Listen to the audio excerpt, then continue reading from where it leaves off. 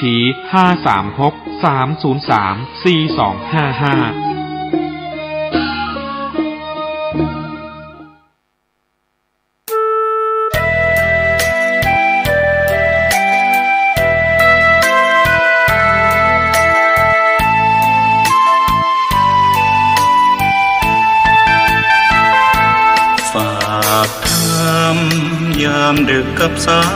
ยลมเพื่อความสุขสมทวนทั่วทุกหัวใจถึงคนทั้งโลกซึ่งอยู่แดนไกลจากคณะสงฆ์เชียงใหม่ที่ได้ตั้งใจเทศกลอนป่านนี้ศรัทธาลับหรือยังหรือกำลังฟังเพลินนี้กันอยู่หนอขอจงตั้งใจฟังให้เพียงพอฟังด้วยหัวใจจดจ่ออย่าท้อและถอยเลยคืนไหนถ้ามีเวลาว่างจดหมายมาบ้างอย่าทำเงียบเฉยหรือโทรศัพท์เข้ามาติชมเชยถามปัญหาเถิดเอ่ยจะเฉลยให้สุนทรฝากทำนี้มาช่วยย้ำเตือนอย่าลืมอย่าเลือนน้ำคำที่พร่ำสอนสังคมวุ่นวายสุดแสนอาวรณ์วันกลัวโลกจะรุ่มร้อนวันธรรมจะลับลอ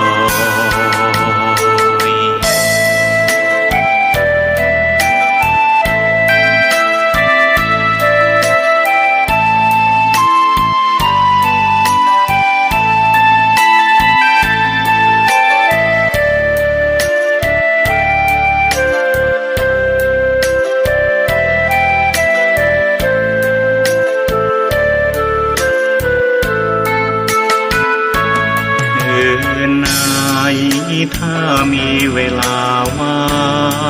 งจดหมายมาบ้างอย่าทำเงียบเฉยหรือโทรศัพท์เข้ามาติชมเชยถามปัญหาเถิดเอ่ยจะเฉลยให้สุนทรฝากทำนี้มาช่วยย้ำเตือนอย่าลืมอย่าเลือนน้ำคำที่พร่ำสอนสังคมวุ่นวายสุดแสนอาวรณ์วันกลัวโลกจะรุ่มร้อนวันธรรมจะลับลอย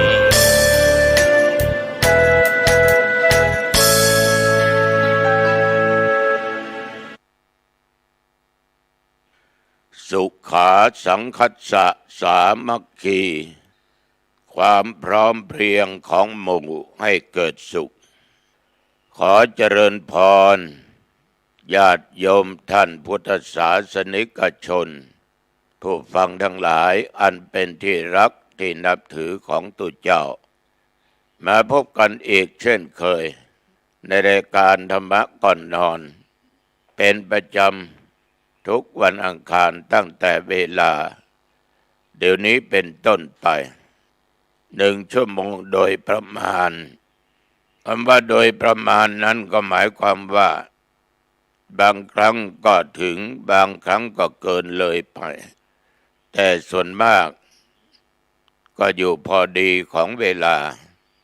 ไม่มากจนเกินไปไม่น้อยจนเกินไปอย่างไรก็ตามอาตมาภาพต้องขออนุโมทนาขอบคุณ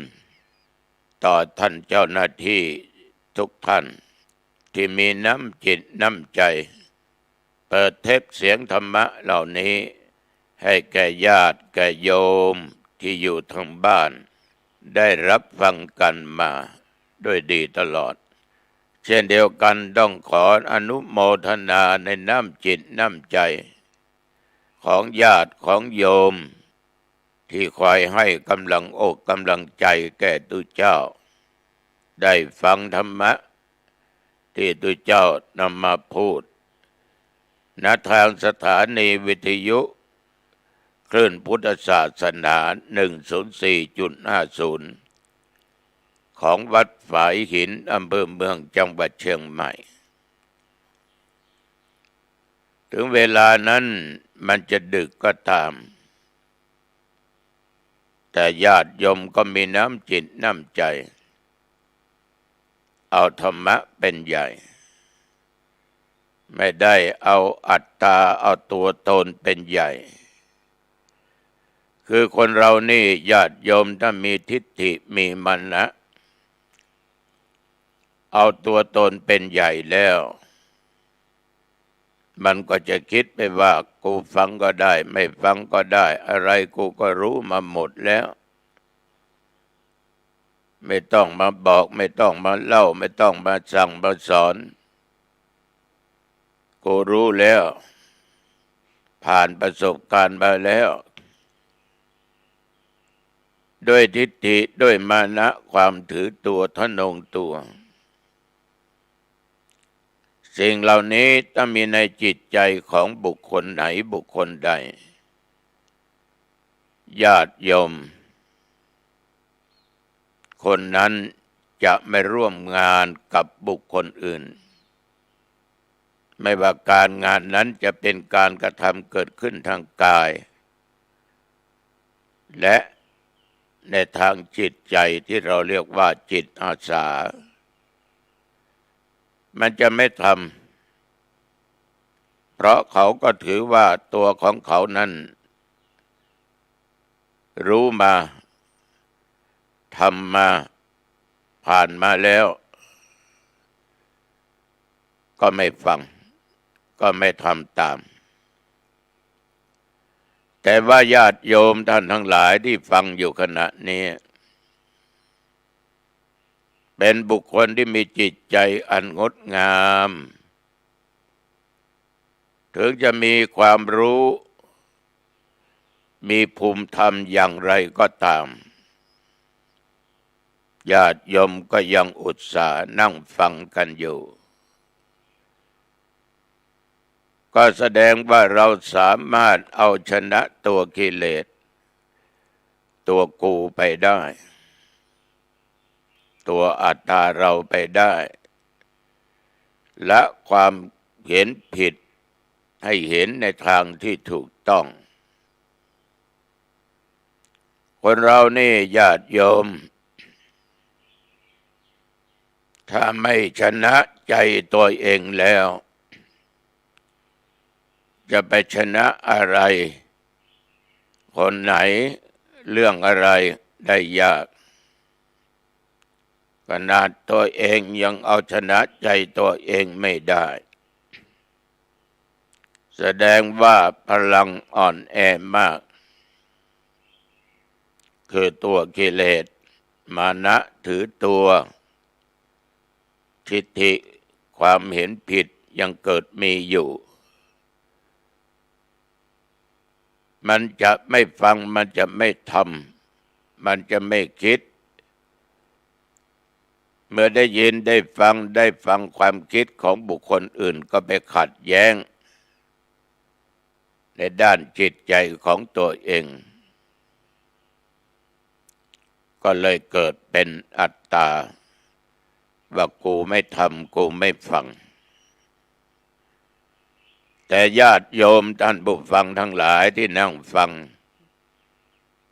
สามารถเอาชนะตัวกูได้โยมก็ต้องชนะทุกสิ่งทุกอย่างได้ขนาดตัวกูเรายังเอาชนะได้ฉะนั้นอาตมาภาพจึงบอกว่าต้องขอบใจอนุโมทนา ในน้ำจิตน้ำใจของท่านทั้งหลายทั้งผู้ที่อำนวยความสะดวกเปิดเทปเสียงธรรมะและท่านผู้ฟังญาติโยมทั้งหลายความสามัคคีธรรมเกิดขึ้นที่ไหนไม่ว่าจะเป็นครอบครัวหมู่บ้านตำบลอำเภอจังหวัดระดับประเทศชาติในสังคมใหญ่ถ้ามีสามัคคีธรรมเกิดขึ้นในหมู่นั้นก็จะมีแต่ความสุขในหมู่นั้นมีกิจการงานอันกระทำขึ้นทางกายก็ดีทางความคิดก็ดีก็จักสำเร็จผลสมปรารถนาเพราะว่าทำร่วมกันคิดร่วมกันไม่ขัดแย้งกันญาติโยมความสามัคคีนั้นเป็นหลักที่สำคัญในการดำเนินชีวิตอยู่กับหมู่กับคณะอาตมาได้พูดบ่อยครั้งว่าคนเรานั้นมันจะอยู่คนเดียวโดดเดี่ยวไม่ได้มันต้องมีหมู่มีคณะมีเพื่อนพ้องมีมิตรสหายมีครอบครัวมีหมู่มีคณะแม้แต่ทำการทำงานเราก็มีคณะนั้นคณะนี้หรือพูดกันง่ายๆหมู่นั้นหมู่นี้คณะนี้เกี่ยวกับการศึกษาคณะนี้เกี่ยวกับแพทย์พยาบาลคือเป็นหมอดูแลรักษาไข้คณะนี้ทำงานในตำแหน่งนั้นตำแหน่งนี้คณะนี้เป็นคณะอัยการผู้พิพากษาเป็นหัวหน้าศาลมันก็แบ่งปันกันไปตามกำลังแห่งความคิดและการกระทำทางกายเพราะคนเรานั้นญาติโยมการดำเนินชีวิตย่อมจะแตกต่างกันไปแล้วแต่บุญบารมีอันนี้สำคัญและการศึกษามีสติมีปัญญามีความทรงจำได้ดีเมื่อได้รับการศึกษามีปัญญาแตกฉานไม่ใช่เพียงรู้เท่านั้นแล้วก็อยู่นิ่งแค่นั้นไม่ได้คิดไปทางอื่นทางไกลเรียกว่าปัญญาไม่แตกฉานงานการก็ไม่แตกดอกไม่กว้างขวางฉะนั้นท่านจึงได้แบ่งไว้แล้วคุณเป็นกรรมกรนะรับจ้างนะทำงานหนักหน่อยต้องใช้แรงแลกเงินคุณอยู่ในตำแหน่งนี้คุณเป็นเจ้าหน้าที่คนมีสติปัญญามีความรู้ความสามารถคุณอยู่ในตำแหน่งนี้ไม่ช้าไม่นานคุณก็จะได้เป็นหัวหน้าในตำแหน่งนี้ฉะนั้นญาติโยมท่านทั้งหลายในสติและปัญญาของคนนั้นบารมีสร้างมาไม่เท่าเทียมกันต่อมาหวนคิดถึงตัวเองกับเพื่อนที่เป็นภิกษุด้วยกันพระบางรูปอายุพรรษาน้อยกว่า ทางโลกก็ดีทางธรรมก็เด่นปรริญญาธรรมปรริญญา9ประโยคเราไม่ได้สักประโยคได้เพียงแต่นักธรรมชั้นเอกทางโลกก็เรียนจบปริญญาตรีโทเอกเป็นพระด็อกเตอร์เรานั้นเพียงแต่ศึกษาผู้ใหญ่ระดับ5 ม 6เราก็เป็นคนเราก็บวชเป็นพระเหมือนกับเขาแต่ว่าบุญบารมีสติปัญญาของคนเรานั้นมันแตกต่างกันท่านทั้งหลายบางก็ได้รับตำแหน่งหน้าที่ในการปกครองคณะสงฆ์เป็นเจ้าคณะจังหวัดเป็นรองภาคเป็นเจ้าคณะภาคเป็นเจ้าคณะหนบางคนอายุพรรษาน้อยกว่าเราแต่เขาก็สามารถได้รับยศถาบรรดาศักดิ์ในตำแหน่งหน้าที่สูงขึ้นไปฉะนั้นสิ่งเหล่านี้เราต้องยอมรับถึงกรรมการกระทำของเราถึงบุญบารมีของเรานี่แหละมีคำหนึ่งที่เขาพูดไว้เสมอว่าแข่งอะไรก็แข่งได้แต่แข่งบุญวาสนานั้นเราแข่งไม่ได้เพราะความสามารถของคนนั้นมันแตกต่างกันญาติโยมเราผู้เฒ่าผู้แก่สมัยก่อนเขาก็บอกว่าเรานี่เป็นผู้รวยด้วยทรัพย์นับด้วยวิชาและปัญญาหมู่บ้านนี้เราเป็น1เราเป็น2เราเป็น3คนรุ่นใหม่เกิดขึ้นมาเขาได้เป็นใหญ่เป็นโตมีตำแหน่งหน้าที่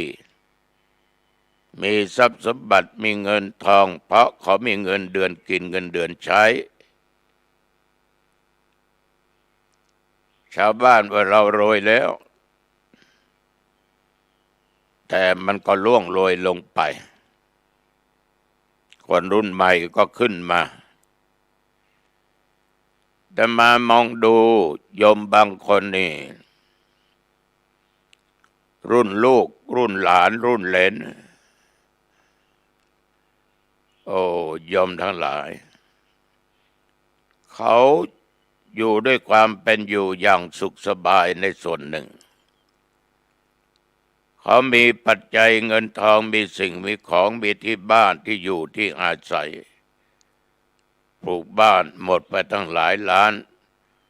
มีรถนั่งขี่คันหลายล้านบาทเราอายุปุณนี้ยังไม่ถึงที่เขามีฉะนั้นญาติโยมบางคนเป็นศิษย์ของเราได้สอนเข้ามาตั้งแต่ตัวเล็กๆเป็นเด็กนักเรียนทั้งโยมผู้หญิงโยมผู้ชายเราก็สอนเขามาแต่เขานั้นมีทุกสิ่งทุกอย่างทั้งยศถาบรรดาศักดิ์ตำแหน่งหน้าที่ทรัพย์สมบัติก็เราเป็นอาจารย์ของเขานะเรายังไม่มีเหมือนเขาเพราะสิ่งเหล่านี้มันแล้วแต่บุญวาสนาเราสร้างมาไม่เท่าเทียมกันไม่เหมือนกันฉะนั้นจึงบอกตลอดว่าแข่งอะไรเราแข่งได้ แต่แข่งบุญวาสนานั้นเราแข่งกันไม่ได้ญาติโยมท่านผู้ฟังก็อยากจะฝากว่าเมื่อเรายังอยู่ในสังคมนี้ร่วมกับหมู่ร่วมกับคณะเราจะต้องมีความสมัครสมานสามัคคีเป็นน้ำหนึ่งใจเดียวกันไม่ว่าคนมีคนจนทุกข์ยากลำบากขนาดไหนก็ตามถ้าเรามีรู้จักเผื่อแผ่รู้จักอยู่ร่วมกับคนทุกข์คนยากคนจนโดยไม่แบ่งชั้นแบ่งวรรณะไม่เหยียบย่ำไม่ดูหมิ่นดูแคลนเราก็สามารถอยู่กับสังคมเหล่านั้นได้เราทุกข์ยากอับจนไม่มั่งมีเหมือนกับเขาแต่ว่าจิตใจของเรานั้นมันดีเราก็สามารถอยู่กับบุคคลที่เขามียศถาบรรดาศักดิ์มั่งมีสีสุขมีเงินมีทองได้คือมามองดูแล้วทุกวันเนี่ยคนเรานั้นญาติโยมประการสำคัญต้องรู้จักหน้าที่ต้องรู้จักหน้าที่ของแต่ละบุคคลเรามีความรู้ความสามารถแค่นี้เราก็ทำหน้าที่ของเราไปตามความรู้ตามความสามารถของเราเราก็ไม่ควรดูหมิ่นเหยียบย่ำตัวเองมาคิดอยู่ในใจน้อยอกน้อยใจในบุญวาสนาของตัวเองว่าทำไมเกิดมาชาตินี้ถึงทุกข์ยากอับจนต่ำต้อยด้วยสติปัญญาไม่มีอะไรเหมือนกับเขาหมดอะไรตายอยากโอ้ยไม่ถูกมันต้องสู้อย่ายอมแพ้เราต้องอยู่กับสังคมนี้ให้ได้ท่านทั้งหลายเราต้องอยู่ให้ได้อย่าได้ดูถูกดูแคลนตัวเองเด็ดขาดอย่าคิดว่าตัวเป็นคนไร้ค่าต้องสร้างคุณค่าขึ้นมาให้ได้ฉะนั้นญาติโยมเมื่อเราอยู่ด้วยกันนี้ต้องมีความสามัคคีพร้อมเพรียงกันอยู่ด้วยกันไม่ขัดไม่แย้งกันยิ่งระยะเวลาเดี๋ยวนี้วันหนึ่งหลวงพ่อไปเทศน์ขากลับนั่นหิวน้ำก็บอกให้โชเฟอร์ลงไปซื้อน้ำที่ร้านเขาขายของกันขายทั้งน้ำขายทั้งอาหาร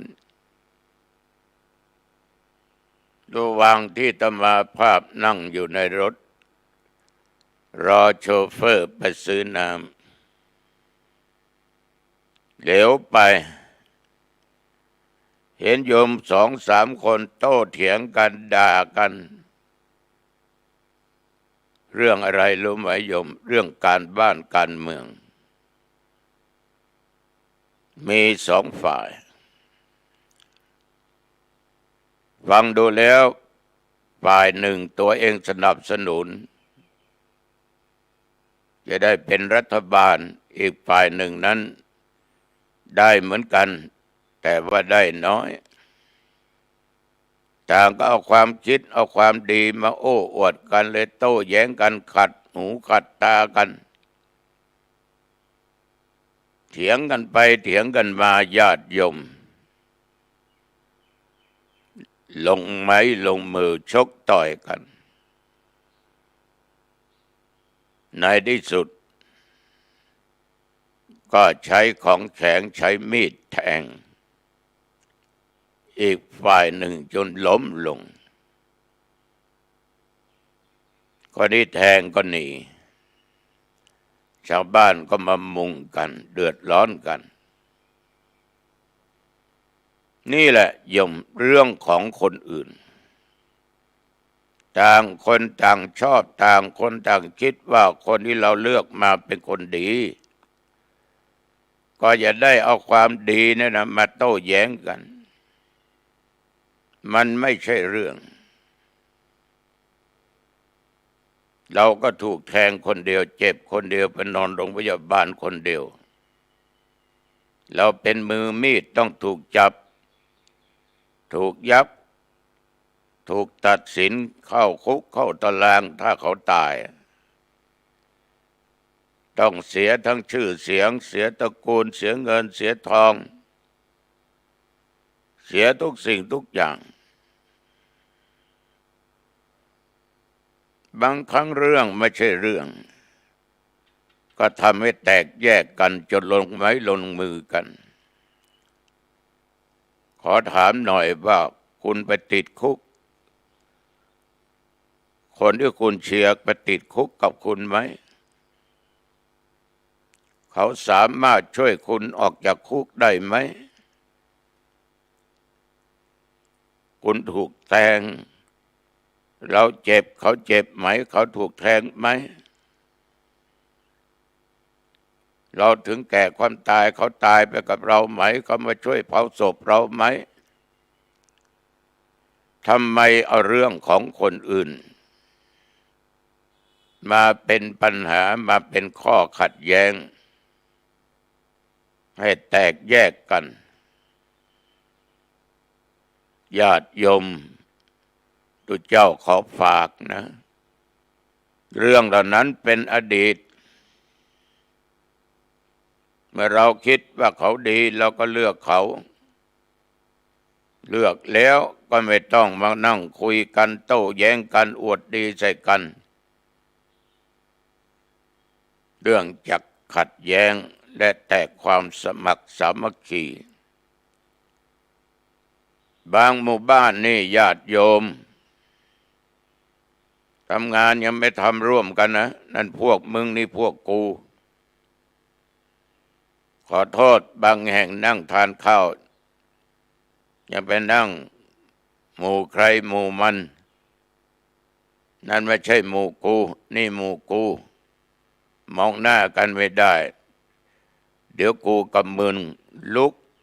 ตีกันต่อยกันทำร้ายร่างกายกันฉะนั้นอย่าเอาเรื่องของคนอื่นมาทำให้เกิดทุกข์กับตัวเองมันไม่มีประโยชน์ใดๆทั้งสิ้นไม่เกิดผลดีใดๆทั้งสิ้นกูก็ยุมึงก็แย่กูท่านทั้งหลายเราอยู่ร่วมกันนั้นต้องรวมเป็นพลังเป็นน้ำหนึ่งใจเดียวกันสามัคคีทางกายและทางจิตเราอยู่ร่วมกันนั้นช่วยกันทำช่วยกันขนขวายช่วยเหลือกันและกันในการประกอบธุรกิจการงานต่างๆไม่เป็นคนเห็นแก่ตัวบางคนนี่ญาติโยมต่อนี้ไปกูจะไม่ไปซื้อของที่ร้านมันไปเลือกคนที่กูไม่ชอบมันไม่ได้เกี่ยวข้องกับสิ่งของวัตถุในร้านใดๆทั้งสิ้นญาติโยมอย่าคิดอย่างนั้นอย่ามองอย่างนั้น การงานมีเราไปช่วยกันเราเคยช่วยกันอย่างไรก็ทำกันอย่างนั้นงานศพบ้านใหม่แต่งงานทำบุญบ้านทำบุญวัดโอ้บางครั้งวัดมีการมีงานถ้าพวกนั้นไปพวกนี้ไม่ไปมึงไม่ใช่พวกกูแตกแยกกันบางหมู่บ้านมี3 พรรค4 พรรค4 หมู่มันได้อะไรขึ้นมาเอาเรื่องของคนอื่นนี่มาทำลายความสุขภายในหมู่บ้านของตัวเองทำลายการงานที่เราเคยร่วมกันมาเคยทำอาหารการกินเลี้ยงแขกที่มาในงานบ้านใหม่แต่งงานศพเคยยกขันโตกขันข้าวเคยเลี้ยงเคยล้างทำอะไรถ้าร่วมไม้ร่วมมือไม่เอาเรื่องอื่นมาขัดแย้งงานหนักกลายเป็นงานเบาทำไปด้วยความสนุกพูดจากันถูกใจหัวเราะกันทำงานเหมือนว่าเล่นเพราะเหตุไรญาติโยมไม่มีสิ่งใดจะทำให้เราแตกแยกกันฉะนั้นตุลุงตุเจ้าขอบิณฑบาตอย่าเอาเรื่องคนอื่นมาทำเป็นเรื่องขัดแย้งภายในหมู่บ้านภายในครอบครัวบางครอบครัวนี่ญาติโยมผัวเป็นแดงเมียเป็นเหลืองดูหน้ากันไม่ติดฉะนั้นอย่าคิดสิ่งเหล่านี้ไม่ได้อะไรเลยมีแต่ความทุกข์ใจมีแต่ความลำบากใจการงานมีก็จะไม่ช่วยกันเพราะความคิดความเห็นมันแตกแยกกันอย่าโยมลบให้มันหมดไปลบให้มันหมดไปเดี๋ยวนี้ลูกทั้งหลายเยาวชนบางคนนั้นพ่อแม่ว่าอะไรก็ไม่ฟังแล้วเถียงเอาแม่ไม่ต้องมาสอนผมพ่อไม่ต้องมาบอกผมรู้มีหน้าที่เลี้ยงผมก็เลี้ยงไปผมจะทำอย่างนี้ก็เรื่องของผมพ่อแม่ต้องรับผิดชอบเกิดผมมาแล้วมันอะไรกันก็เป็นนำเอาความคิดของคนอื่นนั่นนะเอามาใส่ใจไว้ในจิตใจตัวเองเลยเกิดความคิดที่แผกออกไปว่าพ่อแม่ไม่มีบุญไม่มีคุณมีหน้าที่เกิดต้องเลี้ยงเราเท่านั้นอะไรกันเนี่ยบางคนเอาความคิดคนอื่นมาฝังในจิตในใจก็ทำลายความสุขของตัวเองของครอบครัวไปได้ของหมู่ของคณะไปได้สมัยก่อนทำการทำงานวัดมีงานบ้านมีประกาศขอเชิญชวนพ่อบ้านแม่บ้านคนหนุ่มสาว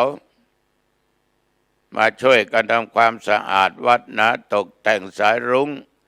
เราจะมีงานฉลองเราจะมีโปรยหลวงโปรยน้อยสมัยก่อนการงานก็ไม่ค่อยมาก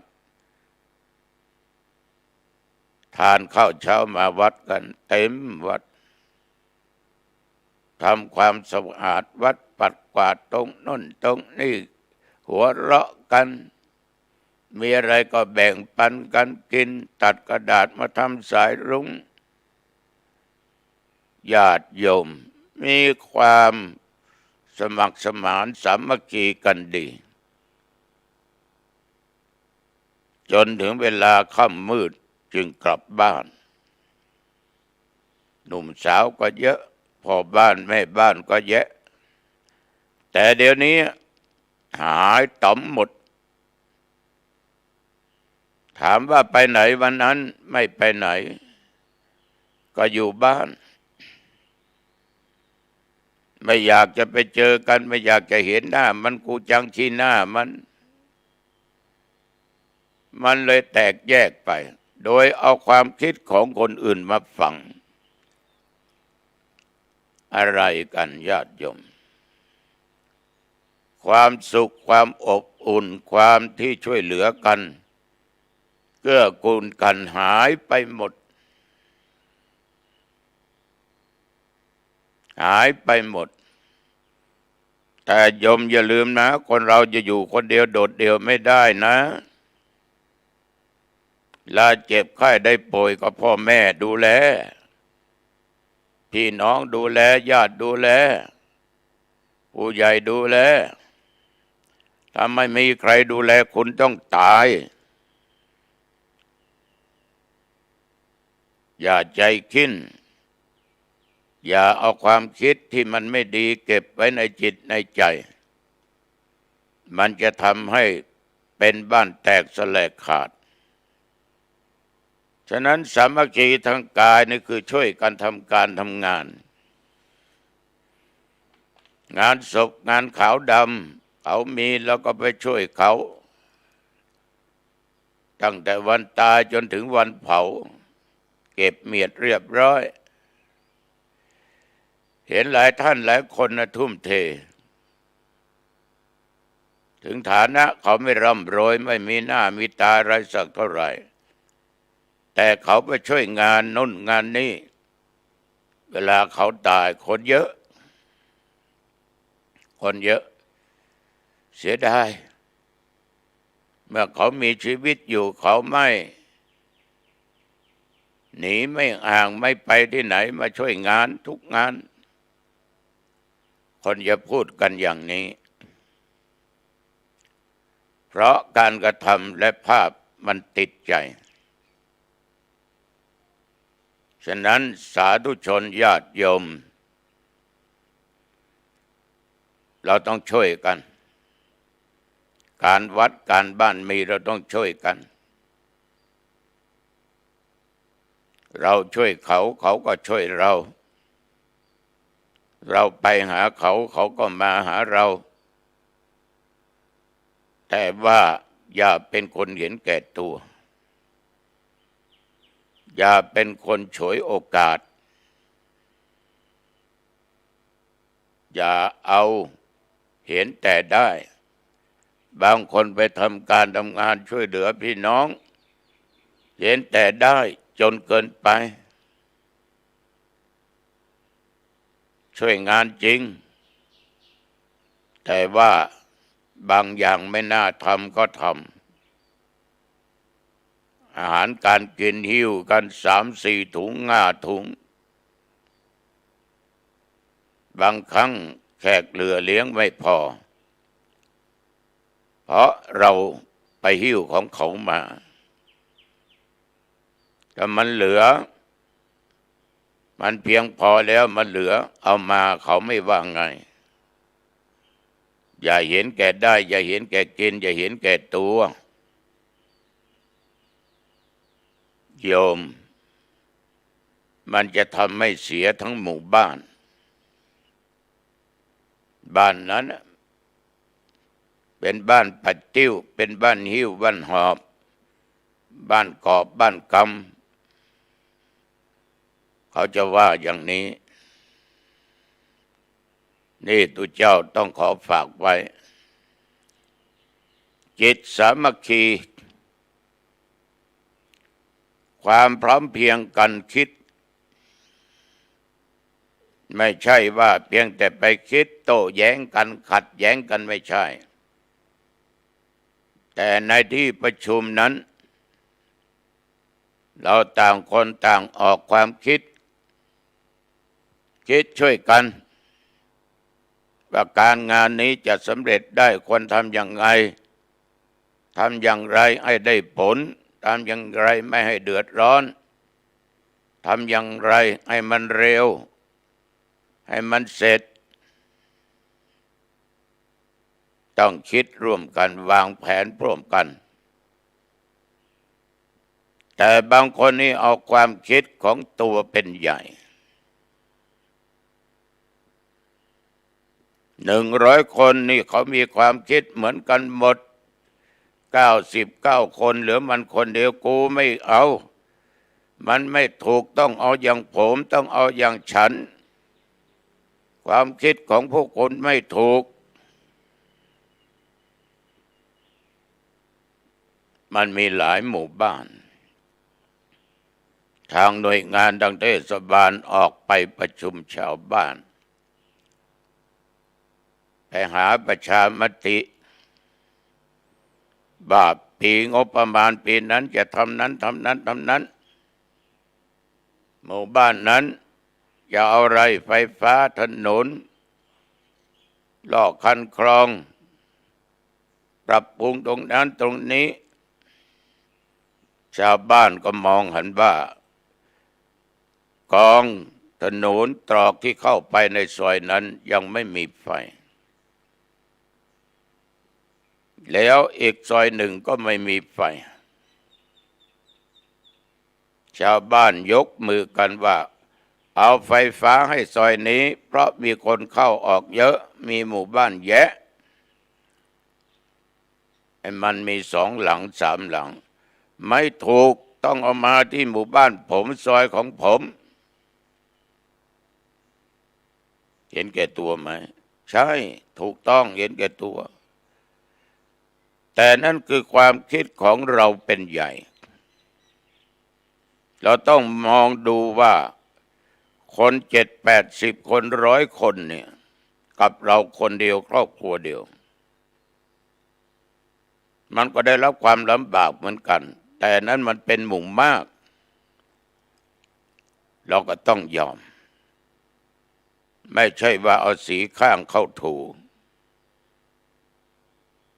สมัยก่อนเป็นตุ๊หนุ่มตุ๊น้อยประชุมกรรมการวัด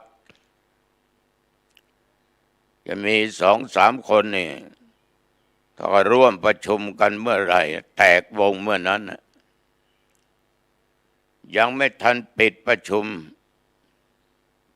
หนีไปก่อนเพราะความคิด3 คนไม่ตรงกันถ้าประชุมทีไร3 คนนี้ไปชาวบ้านจะไม่ไปอาตมาเลยประกาศว่าขอเมตตา3 ท่านอยู่บ้านรับฟังผลก็แล้วกันขอเจริญพรญาติโยมทั้งหลายมาประชุมได้ขอเว้นพ่อ3 คนเพราะท่านรู้หมดแล้วมาทีไรแตกวงทุกทีถ้าไม่มาคนเดียวก็สู้เขาไม่ได้แต่ก็หนีไปอีกฉะนั้นญาติโยมเราต้องฟังเอาเสียงหมู่มากเอาความคิดของคนหมู่มากอย่าได้คิดว่าตัวเองคิดถูกต้องหมดคนอื่นผิดหมดคนอื่นไม่ถูกคิดไม่ถูกอย่านะโยมต่อไปจะไม่มีใครไปคิดร่วมกับญาติกับโยมเพราะเรามีความคิดเห็นแก่ตัวเห็นแก่ได้สมัยก่อนมีวัดหนึ่งเขาเล่าให้ฟัง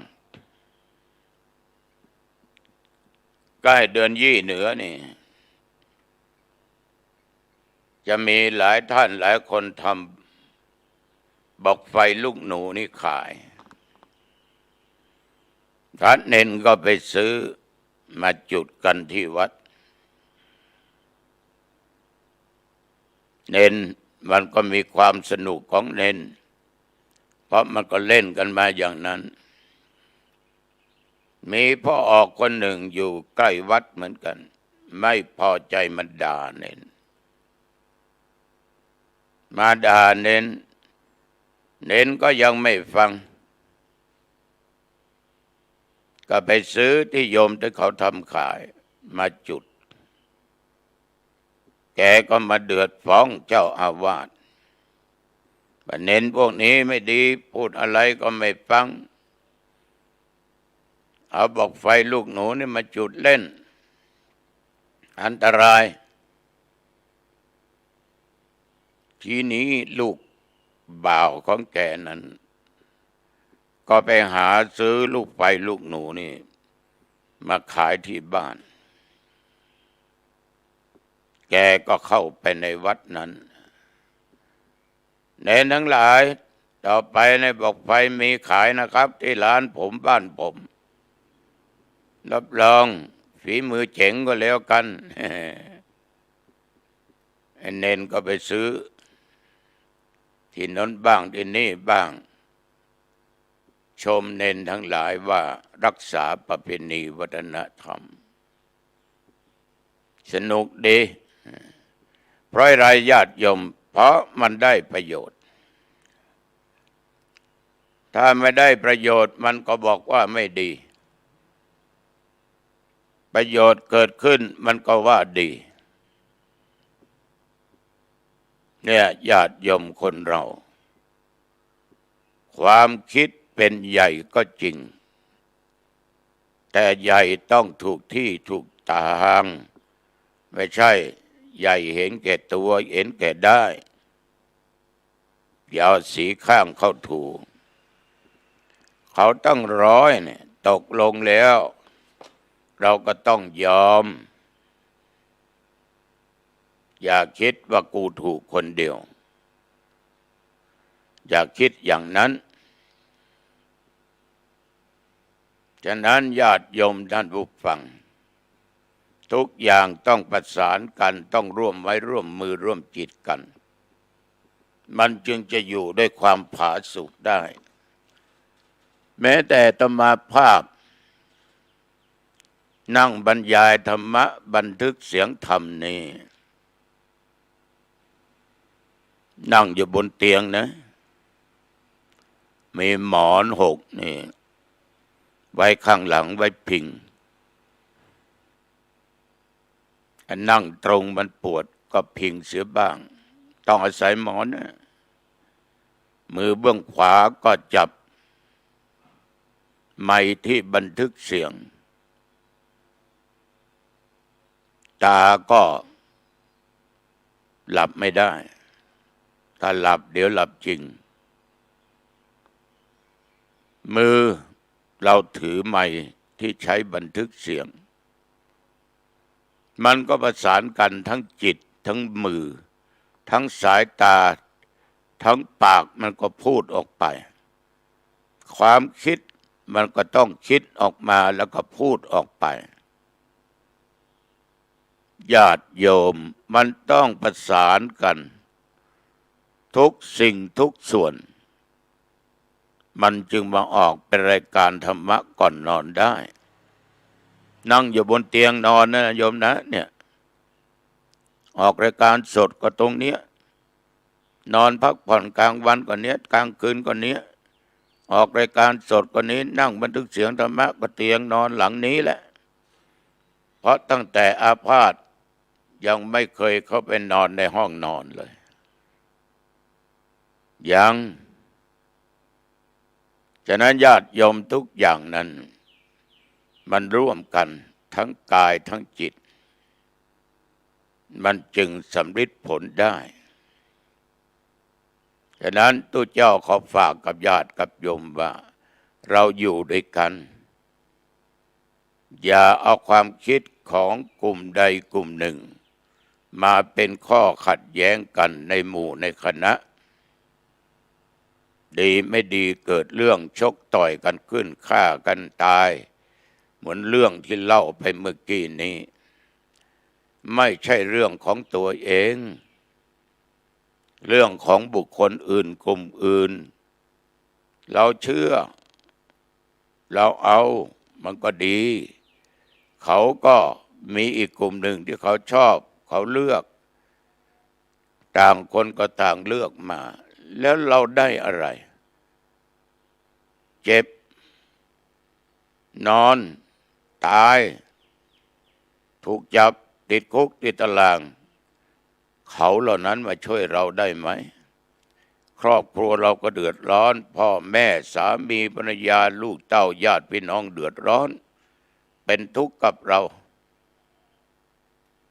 ฉะนั้นก็ขอฝากไว้เป็นข้อคิดสะกิดใจสุขาสังคัสสะสามัคคีความพร้อมเพรียงซึ่งหมู่คณะนำสุขมาให้วันนี้สมควรแก่เวลาเข้าบ้านมาแล้วก็ปิดประตูบ้านให้ดีนะปิดไว้นั่นแหละป้องกันไว้บ้างขึ้นบนบ้านปิดประตูบ้านปิดหน้าต่างเก็บของที่มีค่ายมไว้สิ่งของใดที่ต้องใช้พรุ่งนี้ไว้ที่เห็นได้จะแจ้งทานข้าวทานอาหารว่างพักผ่อนอาบน้ำล้างหน้าล้างตาแปรงฟันอาบน้ำชำระร่างกายใสสะอาดนุ่งห่มผ้าที่โยมชอบจะสีอะไรจะกางเกงจะผ้าถุงจะอะไรก็ตามใส่ให้มันที่เราชอบจะปรับแป้งนิดๆก็ได้เข้าห้องพระเข้าห้องนอนไหว้พระ5 หนอรหังสัมมาสวากโตสุปฏิปันโนแล้วก็ไหว้พระคือพระบิดาพระมารดาแล้วก็ไหว้พระคือครูอาจารย์อุปชา5 หนสวดมนต์3 บทเอาบทพุทธคุณอิติปิโสสวากโตสุปฏิปันโนจบแล้วนั่งสมาธินอนสมาธิได้ตามอัธยาศัยไม่ต้องกำหนดเวลาจะได้กี่วินาทีกี่นาทีกี่ชั่วโมงช่างมันจบแล้วเราก็แผ่เมตตาแก่สรรพสัตว์เจ้ากรรมนายเวรเทวบุตรเทวดาอันรักษาบ้านเคหสถานของเราแผ่เมตตาให้แก่ผู้มีพระคุณทั้งหลายมีครูบาอาจารย์ญาติพี่น้องลูกเต้าสามีภรรยาตลอดจนพ่อแม่แล้วอย่าลืมเจ้ากรรมนายเวรแผ่ให้เขาเสียและแผ่เมตตาแก่ตัวเองว่าข้าพเจ้าเกิดมาชาติไหนพบใดความทุกข์ความยากความลำบากความจนอดอยากจงอย่าได้เกิดมีแก่ข้าพเจ้าเกิดมาก็ได้พบชาติของพระศิริยะเมตไตรแล้วก็นอนหลับสบายไม่ฝันเห็นร้ายตื่นเช้ามาจิตใจสดชื่นเบิกบานสบายอายุวันนะสุขะพละจงบังเกิดมีแก่ญาติโยมผู้ฟังทั้งหลายทุกท่านทุกคนพบกันใหม่อังคารหน้าเจริญพร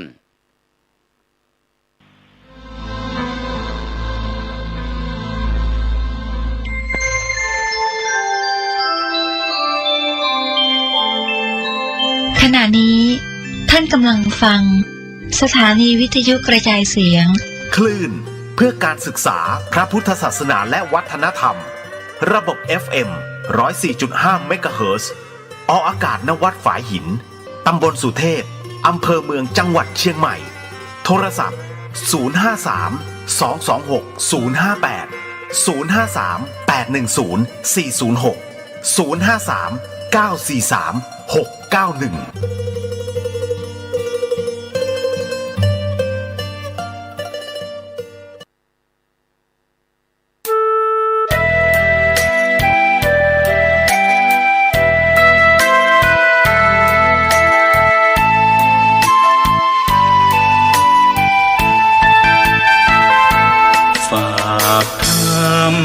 ยามดึกกับสายลมเพื่อความสุขสมทวนทั่วทุกหัวใจถึงคนทั้งโลกส ซึ่งอยู่แดนไกลจากคณะสงฆ์เชียงใหม่ที่ได้ตั้งใจเทศกลอนป่านนี้ศรัทธาลับหรือยังหรือกำลังฟังเพลงนี้กันอยู่หนอขอจงตั้งใจฟังให้เพียงพอฟังด้วยหัวใจจดจ่ออย่าท้อและถอยเลยคืนไหนถ้ามีเวลาว่างจดหมายมาบ้างอย่าทำเงียบเฉยหรือโทรศัพท์เข้ามาติชมเชยถามปัญหาเถิดเอ่ยจะเฉลยให้สุนทรฝากทำนี้มาช่วยย้ำเตือนอย่าลืมอย่าเลือนน้ำคำที่คำสอนสังคมวุ่นวายสุดแสนอาวรณ์วันกลัวโลกจะรุ่มร้อนวันธรรมจะลับลอย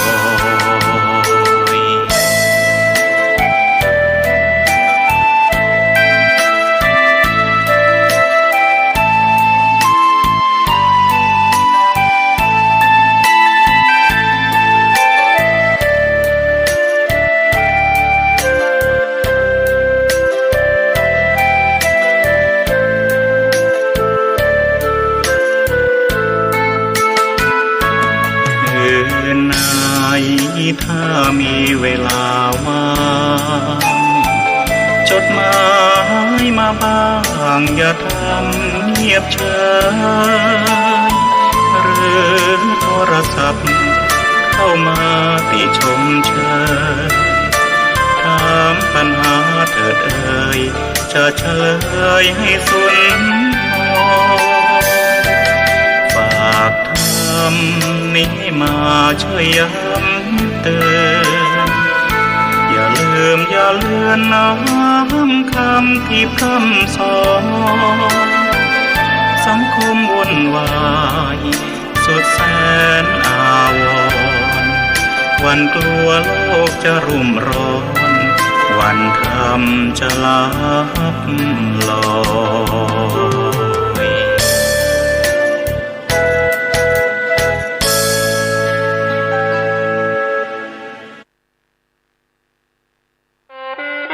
คณะสงฆ์ครูบาอาจารย์พระนักจัดรายการสถานีวิทยุพระนักเผยแพร่เจ้าหน้าที่ผู้จัดรายการเครือข่ายสถานีวิทยุคลื่นสีขาวเพื่อชาวประชาขอเชิญพุทธศาสนิกชนนักศีลนักบุญทุกท่านร่วมทำบุญหล่อเทียนพรรษาประจำปี